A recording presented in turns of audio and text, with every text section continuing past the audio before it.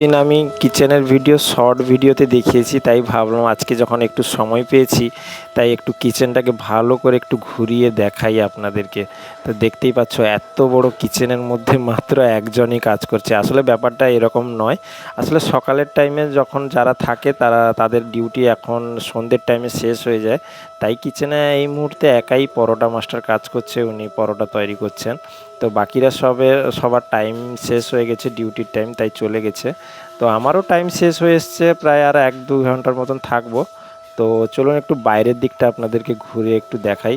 তো এটা হচ্ছে এখান থেকে খাবার সাপ্লাই করা হয়। এখান থেকে মানে কাস্টমাররা যখন আসে, অর্ডার আসে, তখন এখান থেকে সাপ্লাই দেওয়া হয়। এখানে খুবই দুজন পুরানো এখানকার ওয়ার্কার, এরা অনেক দিন থেকে এই হোটেলে কাজ করছে। ওরা আপনাদেরকে হাই করছে এবং লাইক করতে বলছে।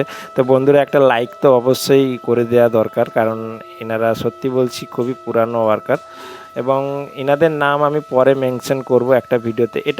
এটা হচ্ছে 2 নম্বর কিচেন। এটাতে চাইনিজের অর্ডার এবং তন্দুরি, আলফাম এইগুলো তৈরি হয়। একটু ছোট্ট ভিডিও বানিয়ে আপনাদেরকে দেখাচ্ছি। তো পরে চেষ্টা করব একটু লং ভিডিও বানিয়ে, আরও একটু বড় লং ভিডিও বানিয়ে আপনাদেরকে দেখানোর কীভাবে তন্দুরি রুটি তৈরি হয়, কীভাবে তন্দুরি হয়। আপনারা দেখতে পাচ্ছ এটা হচ্ছে তন্দুরি রুটি।